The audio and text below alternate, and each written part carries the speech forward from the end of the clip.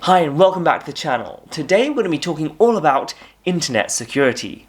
Oh, that sounds a bit boring. I think try something different. Oh, okay. How about today we're going to be talking about how to become a ninja online. Yeah, that's better. Okay, so you can defend yourselves against any attack and develop a sense of awareness, like the art of unagi. Yeah, so only by mastering the true art of unagi can you prepare yourself for any danger that may befall you. Danger! What? How did you even get there? You were right behind the camera a second ago. Unagi. Alright, well, I wasn't ready yet, doesn't count. Let's just get on with the video.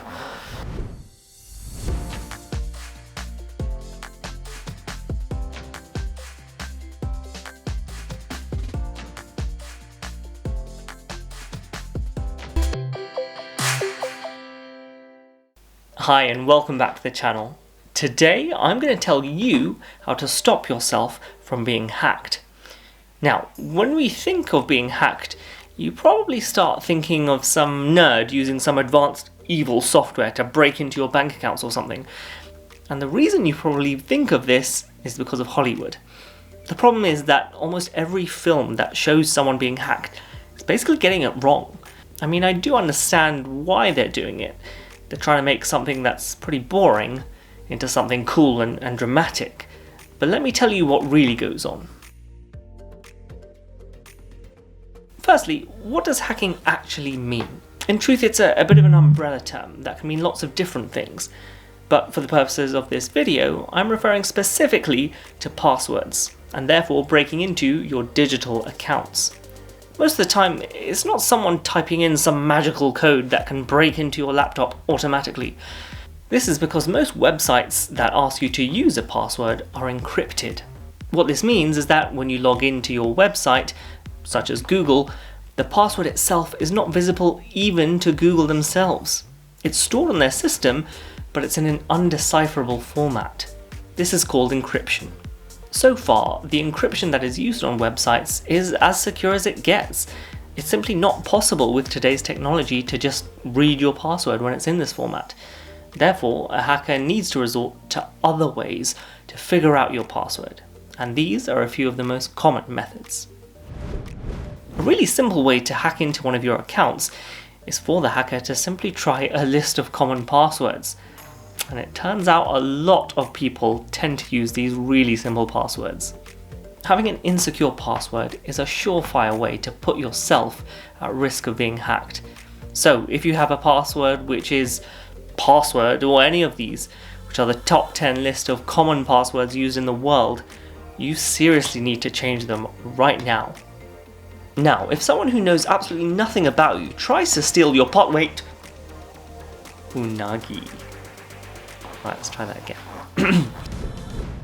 Now, if a completely random person who has no idea about you wants to guess your password, assuming your password is anything other than these basic ones, it's going to be very difficult for them. But they could use some software that literally tries to guess every single letter and number of the password. The problem with this method for the hacker is that it takes time. And we call this the brute force method because they are literally trying every single possible combination of letters to guess the right password. As you can see here, if your password is only 5 characters long and all made up of lowercase letters, there are this many permutations of your password, which looks a fair amount, but it would take about only 11 seconds to crack this if someone was using a piece of software that was guessing 1 million passwords per second. Now, by increasing the complexity, adding uppercase letters, numbers, special characters, this increases the number of possible permutations, and also the time it would take to crack the password. But as you can see, the biggest jump is if you simply increase the number of characters. And with a password of 12 characters, even if they were all lowercase, you can see that the number of permutations is huge. It would literally take years of constantly trying to guess different combinations of the password if you've got one of these passwords with more characters, regardless of whether it is lower or uppercase. The other thing to remember is that many websites would also block you from repeatedly guessing a password anyway. So once you get your password wrong 3 times in a row, for example, it would block you from trying again for 24 hours. And this is another way of preventing these brute force attacks. So what I'm trying to say here is that using a longer password is super secure. Phishing is when someone lures you with bait, much like when you lure a fish with bait to give them access to your account. For example, someone might try to send you an email pretending to be for— wait! Unagi— oh, there's no one there. Never mind. For example, someone might send you an email pretending to be from Amazon, telling you that your account has been compromised and instructing you that you need to change your password immediately. Within that email, there may be a link that looks and feels exactly like the real Amazon website, where you would then happily go and type in your new password and make up a new one because that's what you've been told to do. But this isn't the real Amazon, it's a fake version. When you type in your supposedly old password, you're actually giving them your real current password. And then the hacker can take this and type this into the real Amazon website, and from there they can change your password. And voila, you have well and truly been hacked. This is a similar method of hacking to how fraudsters might convince you to pass on your bank details over the phone when they pretend to be calling you from your bank. They convince you that they are legitimate, that they are contacting you from your bank, but then they dupe you into giving them access to your account. Now, most of us are probably aware of these kinds of scams and hacks, but every so often a really convincing method comes through. So you just need to keep aware. Nagi. So those are just a few examples of the different methods that hackers may use to get into your accounts. But now let's figure out what we can do about this. Well, you've already done the first step by watching this video. Having an awareness of this will hopefully mean that you're less likely to be duped into giving anyone your password. If anyone asks you for your bank details, security information, or passwords, just say no. And if you receive an email or text with any of these requests either, do not click on them. Sometimes these can be really convincing, but no matter who asks you for your login details, don't give it to them. I think it's fair to say that most people make the classic mistake of using the same password for multiple things. So your Facebook password might be the same as your Amazon password, for example. The problem here is that if someone does manage to get one of your passwords using the methods I've mentioned before, they then have access to multiple accounts. This is even more of a worry if any of these are accounts that you have payment details associated with them.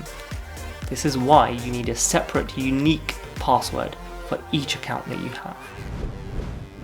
The other way to secure yourself is to use something called two-factor authentication. This is similar to what your bank uses if you have one of these card readers. So when you log into an account with a username and password, the website also sends you a unique code at the time, which must be used to log in.